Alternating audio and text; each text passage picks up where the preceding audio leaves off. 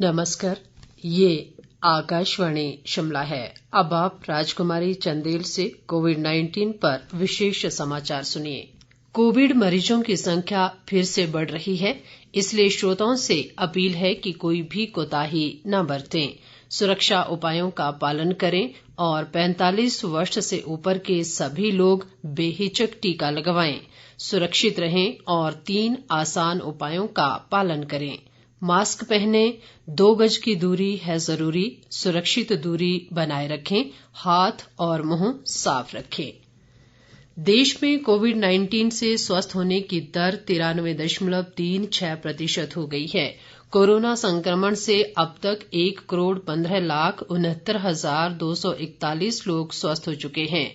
मौजूदा समय में देश में कोरोना के सक्रिय मरीजों की संख्या 6,58,909 है। देश में कोरोना संक्रमितों की कुल संख्या 1,23,92,260 तक पहुंच गई है। संक्रमण से अब तक देश भर में 1,64,110 लोगों की मौत हो चुकी है। बीते 24 घंटों के दौरान देश में जहां 89,129 नए मामलों की पुष्टि हुई है, वहीं 44,202 लोगों ने कोरोना संक्रमण को मात दी है। आईसीएमआर के अनुसार देश भर में अब तक 24,69,59,192 लोगों की कोरोना जांच की जा चुकी है। पिछले 24 घंटों के दौरान 10,46,605 कोविड नमूनों की जांच की गई।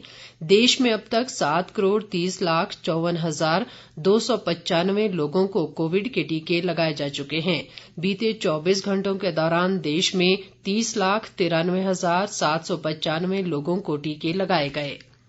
इधर प्रदेश में कोरोना संक्रमण के मामले लगातार बढ़ रहे हैं। पिछले कल प्रदेश में कोरोना के 408 नए मामलों की पुष्टि हुई है और इसके साथ ही कोरोना के सक्रिय मरीजों की संख्या 3,338 तक पहुंच गई है। हालांकि पिछले कल 285 लोग स्वस्थ भी हुए हैं।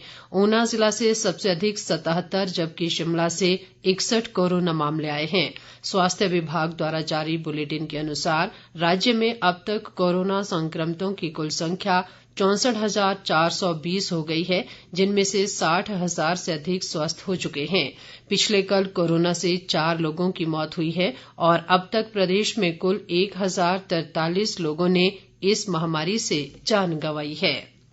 केंद्र ने उन राज्यों से तत्काल व प्रभावी उपाय करने और मानक दिशा निर्देशों का कड़ाई से पालन करने को कहा है, जहां से कोविड के मामलों में वृद्धि और इनसे होने वाली मौतों के मामले दर्ज किए जा रहे हैं। इस संबंध में कैबिनेट सचिव राजीव गौबा की अध्यक्षता में सभी राज्यों और केंद्र शासित प्रदेशों के मुख्य सचिवों, पुलिस महानिदेशक और स्वास्थ्य सचिवों के साथ कल एक उच्च स्तरीय समीक्षा बैठक की गई। राज्यों को ये सुनिश्चित करने के लिए कहा गया है कि वे लगातार कोविड नमूनों के परीक्षण बढ़ाएं ताकि संक्रमण 5% या उससे नीचे रहे। इसके अलावा आरटी-पीसीआर परीक्षणों को सुनिश्चित बनाएं। संक्रमण की श्रृंखला को तोड़ने के लिए कंटेनमेंट जोन और माइक्रो कंटेनमेंट जोन बनाए जाने की भी सलाह दी गई है। पर्याप्त वैक्सीन की खुराक सुनिश्चित करने के लिए स्वास्थ्य मंत्रालय के साथ तालमेल स्थापित करने को भी कहा गया है। केंद्र सरकार ने 45 वर्ष से अधिक आयु के लोगों को टीकाकरण में प्राथमिकता दी है, क्योंकि देश में कोविड से मरने वाले 88% लोग 45 वर्ष या उससे अधिक आयु के थे। इसे देखते हुए इस आयु वर्ग के लोगों को टीका लगाना अत्यंत आवश्यक है। नीति आयोग के स्वास्थ्य से संबद्ध सदस्य डॉक्टर पीके पॉल ने कहा कि टीका लगवाने पर लोग 2 जिम्मेदारियां पूरी करते हैं। पहले वे अपने जीवन की रक्षा करते हैं और दूसरा वे संक्रमण की श्रृंखला भी तोड़ते हैं।